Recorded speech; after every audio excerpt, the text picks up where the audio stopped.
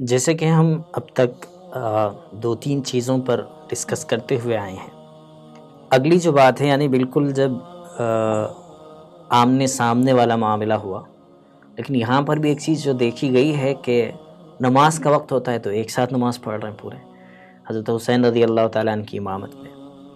تو حضرت حسین رضی اللہ تعالیٰ عنہ نے اس موقع پر کئی سارے خطبے دیے ہیں، ایک سے زائد. اس میں جو ان کا اخیر خطبہ تھا جو لوگوں کو جھنجھوڑنے والا تھا، اور اس خطبے کو سننے کے بعد میں ساتھ میں جو اہل بیت اطہار تھے ان کے رونگٹے کھڑے ہو گئے، خواتین نے رونا شروع کیا. وہ خطبہ کیا تھا جس میں اتنی زیادہ درد مندانہ گفتگو تھی اور دلوں کو ہلا دینے والی گفتگو اس کے اندر پائی جاتی تھی؟ دشمن بات وہ بہت بہتر ہے جو حضرت علی میاں ندوی رحمۃ اللہ علیہ نے المرتضیٰ میں لکھی ہے جی کہ اقتدار کی ہوس آدمی کو اندھا بنا دیتی ہے. جی تو جو مد مقابل تھا وہ اگر اقتدار کی ہوس اور ذمہ داروں کے ساتھ چاپلوسی، مال و زر کا حصول کرنے کا جذبہ، جی اگر اس کا اندھا پن نکال دیا جائے تو دلی طور پر سبھی کو اس کا اعتراف تھا اور اعتراف ہے کہ حضرت رسول اللہ صلی اللہ علیہ وسلم کے خانوادے میں جو بے نفسی، جود و سخا، جذبہ انفاق اور اسی طریقے سے آخرت کی طرف رغبت جی اور انسانیت سے ہمدردی، قرض کا معاف کر دینا، جی مہمان نوازی کے جو اعلیٰ صفات تھے، ان اعلیٰ صفات کا دشمن کو بھی اعتراف تھا. ظہر کی نماز میدان کربلا میں حضرت حسین رضی اللہ عنہ کے پیچھے ہی ان لوگوں نے پڑھی ہے. جی حضرت حسین رضی اللہ عنہ نے جب دیکھا کہ یہ زندگی کی آخری رات ہے تو حضرت حسین رضی اللہ عنہ نے جو اس موقع پر کہا جانا چاہیے، جو جذبات اخلاص کے، اللہ کو راضی کرنے کے اور مخالفین کے لیے حفاظت سنت کا جو پیغام دیا جانا چاہیے تھا وہ پیغام دیا گیا. یہاں پر بہت سارے صاحب قلم لوگ ان موضوعات کو پہلے تو دہرایا نہیں جانا چاہیے جو پہلے ہو چکے ہیں، جی اس سے جو سبق لیا جانا چاہیے جی اور اس سے اس زمانے میں جو عبرت لی جانی چاہیے. زیادہ گفتگو اس کی اگر کی جاتی ہے تو بافیض گفتگو ہوگی، جی قابل عمل گفتگو ہوگی، لیکن اس کے باوجود بھی بعض حضرات نے قلم آزمائی کی، حضرت حسین رضی اللہ عنہ کو باغی قرار دیا جی کہ حضرت سیدنا حسین رضی اللہ عنہ نے طے شدہ امارت کی بغاوت کی ہے. جی یا بعض حضرات جو قریبی زمانے میں جن کا انتقال ہوا وہ حضرت سیدنا حسین رضی اللہ عنہ کے اس سفر کو اپنی جان کے ضائع کرنے کا سفر بھی قرار دیتے ہیں. جی حضرت علی بن ردی رحمۃ اللہ علیہ کا تجزیہ ہمارے نزدیک زیادہ قابل اعتبار ہے کہ حضرت یہ فرماتے ہیں کہ جس کا مد مقابل حضرت معاویہ کے جیسا کوئی ہو اسے مصالحت ہی کر لینا چاہیے، اور جس کا مد مقابل یزید کے جیسا کوئی ہو تو اس کے لیے مقابلے کی جو بس کی کوشش ہے قوت مستطاعہ کو سامنے رکھتے ہوئے اس پر نکیر کی کوشش کرتے رہنا چاہیے. جی تو وہ خطبے کے اندر اسی قسم کے مضامین رہے ہیں. اور پھر اس کے بعد حضرت حسین رضی اللہ عنہ نے بے پردگی کو گوارا نہیں کیا.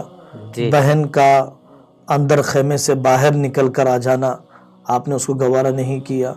ساتھیوں نے آخر تک وفاداری کی کہ حضرت حسین رضی اللہ عنہ کی جان بچائے اور ہم پہلے ان سے قربان ہو جائے. ایثار کا جو معاملہ کیا جانا چاہیے تھا وہ بھی انہوں نے اس کا مظاہرہ کیا ہے، جو ان سے جب طے ہی تھا کہ اب جان دینی ہی ہے. جی اس میں مطلب کہ حضرت حسین رضی اللہ تعالیٰ عنہ کا جو خطبہ تھا اور اس میں جو انہوں نے اخیر وقت میں جو باتیں کہی ہیں، جیسے کہ خواتین کو یہ تاکید کی کہ تمہارے طرف سے جو ہے کوئی ایسی بات نہیں ہونی چاہیے جو خلاف شریعت ہو، یعنی رونا نہیں ہونا چاہیے، نوحہ نہیں ہونا چاہیے، اور جو جان اللہ تعالیٰ کی دی ہوئی تھی وہ اسی کی امانت ہے اور اسی کے بارگاہ میں حاضر ہونی ہے. اور پھر اخیر دن یہ بھی آپ نے فرمایا کہ مجھے مہلت دی جائے تاکہ میں اللہ سے کچھ مناجات کر لوں، ذکر و اذکار کر لوں۔ کافی لمبی تہجد پڑھی اس رات میں انہوں نے، جی یہ کافی ایسے موقع پر بھی ان کی جو ہے اللہ سے تعلق ہے، اور پھر ساتھ والوں کو نصیحت ہے۔ ان پورے واقعات کے ساتھ ساتھ بہت ہی اہم سبق جو ہمیں اس موقع پر لینا ہے، یہ آج کی بہت زیادہ ضرورت ہے کہ حضرت حسین رضی اللہ تعالیٰ عنہ کی زندگی سے جو اسباق ملتے ہیں شروع سے اخیر تک والی، کہ اس سے ہمیں کیا سبق لینا چاہیے۔ اس لیے کہ جو واقعات طے تھے یا اللہ تعالیٰ کی طرف سے مقدر تھے وہ تو ہو چکے، لیکن اگلے والوں کو جو نصیحت لینی چاہیے وہ آج ہمارے معاشرے کے اندر بہت اس کے اندر کمی پائی جا رہی ہے۔ ہم واقعات تو بہت زیادہ سناتے ہیں یا سنتے ہیں یا کتابوں میں پڑھتے ہیں، لیکن اس کو اپنی زندگی سے ریلیٹ کرنا، اپنی زندگی کے لیے کیا اس میں سبق مل سکتا ہے اس کو لینا، یہ ہمارے معاشرے کے اندر سے بہت کم ہوتا جا رہا ہے۔ تو اس بارے میں آپ کیا فرمائیں گے؟ مناظر حسن گیلانی رحمۃ اللہ علیہ کی مشہور کتاب ہے النبی الخاتم۔ جی تو النبی الخاتم میں عجیب انہوں نے علمی لطیفہ یا نکتہ آفرینی کا معاملہ کیا ہے کہ حضرت آقا صلی اللہ علیہ وسلم کے کمالات و معجزات میں سے ایک یہ کمال جو حضرت اسماعیل رضی اللہ عنہ کو ملا جی کہ ذبح کر دیا جائے اللہ کے نام پر، وہ کمال کا اظہار ایک طرح سے اللہ جل جلالہ عم نوالہ نے حضرت آقا صلی اللہ علیہ وسلم کی جو اولاد باقی رہ پائی، جی گویا حضرت حسین رضی اللہ عنہ، تو وہ ذبح ہونے کا کمال اور اعزاز بھی ایک طرح سے آقا کو دے دیا گیا۔ جی یہ عالم تکوین یا تکوینی جو موضوعات ہوتے ہیں اس کے اعتبار سے حضرت نے ذکر کیا ہے۔ سبق جو لیے جانے چاہیے، عام طور پر اس قسم کی تحریکیں جب اٹھتی ہیں یا اس قسم کا ابال جب لوگوں کی طبیعت میں آتا ہے جی تو بے اعتدالی، عوام الناس کے تابع ہو جانا جی اور حدود شریعت کا لحاظ نہ کرنا، دستور کی پابندی نہ کرنا، یہ سب بے قابو پن ہوتے رہتا ہے۔ جی چھوٹے چھوٹے احتجاج میں ہوتا ہے، معمولی مظاہروں میں ہوتا ہے، چھوٹے اداروں میں بھی حرکتیں ہوتی رہتی ہیں۔ جی ایک تو حدود اختلاف کی رعایت، اپنے عمل کو علم کے ترازو میں تولنا، جی اور کسی بھی محنت کے درمیان نماز سب سے بڑا حکم ہے، جی ان من اہم امورکم الصلاۃ، تو اس سلسلے میں کوئی کوتاہی کا نہ ہونا۔ جی اور پھر اب معمولی الیکشن میں لوگ اپنی بیٹیوں کو بے پردہ کر دیتے ہیں، اپنی بیویوں کو نامحرموں کے ساتھ بٹھا دیتے ہیں۔ جی بڑی خدمت سمجھی جاتی ہے قوم کی اپنی حیا کو نیلام کر دینا، لیکن آپ نے جیسا کہ کہا کہ حضرت حسین رضی اللہ عنہ نے اس حال میں بھی اپنی بہن کی بے پردگی کو گوارا نہیں کیا۔ جی سبق ہے کہ قرض کی ادائیگی کا اہتمام، آپ جی نے شہادت سے پہلے والے دنوں کے اندر اپنے قرض کا سارا نظام، ادائیگی کی پوری ترتیب اپنے وارثوں کو، اپنے مقربین کو آپ نے بتلائی ہے۔ اسی طرح حضرت مسلم بن عقیل رضی اللہ تعالیٰ عنہ نے بھی اپنے اخیر وقت میں قرض کے سلسلے میں جو بات آپ نے بتائی کہ انہوں نے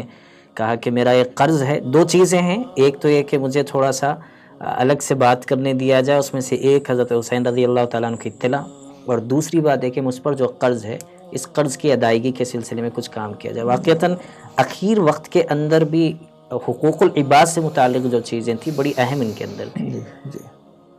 سبیلیں لگا رہے ہیں آپ، کھانے کھلا رہے ہیں آپ، پرجوش بیانات کر رہے ہیں آپ، اہل سنت والجماعت کے لوگ بھی کرتے ہیں اگر، تو توجہ اس طرف زیادہ ہونی چاہیے۔ جی ان واقعات سے اگر ہم عبرت لینا چاہتے ہیں، یوم عاشوراء پر وسعت کا ہونا بہت اچھا عمل ہے، مستحب عمل ہے، کیا جانا چاہیے، لیکن ہر قدم پر اور اس موقع پر بطور خاص جی اس تناظر میں کہ اس واقعے سے میں سبق لے رہا ہوں، اپنی زندگیوں کو ٹٹولنے کی ضرورت ہے۔ ماشاءاللہ کافی اچھی گفتگو اس موقع پر رہی، اور پوری گفتگو کے اندر جو باتیں ہمارے سامنے آئیں وہ یہ کہ صحابہ ہر موقع پر قرآن و حدیث کو سامنے رکھتے تھے۔ صحابہ کرام قرآن و حدیث کو جاننے والے حضرات سے مشورہ کیا کرتے تھے، صحابہ اکرام اپنے سامنے شریعت کی چیزیں پامال ہوتے ہوئے ان کی غیرت گوارا نہیں کرتی تھی، یہاں تک کہ وہ لوگ اپنی جان دینے کے لیے تیار ہوتے، لیکن شریعت کی کسی حکم کی پامالی کو وہ لوگ پسند نہیں کرتے تھے۔ اور جو باتیں واقع کربلا کے اندر پیش آئیں کہ نماز کا نہ چھوٹنا، نماز کے وقت میں نماز کا اہتمام کرنا، جبکہ آج ہمارے معاشرے کے اندر ان چیزوں میں ہم پڑھ کر، یعنی جب کسی کے ساتھ کوئی خیر خواہی کا معاملہ کر دیتے ہیں تو وہاں پر حقوق اللہ کو چھوڑ دیتے ہیں۔ عین نماز کا وقت ہوتا ہے، اذانیں ہوتی رہتی ہے، لیکن ہماری توجہ اس طرف نہیں ہوتی کہ انہوں نے شہادت پانے سے پہلے جو اہم پیغام امت کو دیا نماز کا، اللہ سے تعلق کا، اور پھر اس میں اللہ سے تعلق اور مضبوطی کو بتایا، رات بھر تہجد ان کی ہوتی رہی، پھر حقوق العباد سے متعلق تاکید کی، خواتین کو بے پردگی سے بچانے کی تاکید کی، نوحہ اور ان پر ہونے والے تشدد کو سامنے رکھتے ہوئے کسی ایسے الفاظ کو نہ نکالیں جس سے اللہ سے شکایت ہو۔ یہ تمام چیزیں ہمارے لیے بڑا پیغام رکھتی ہیں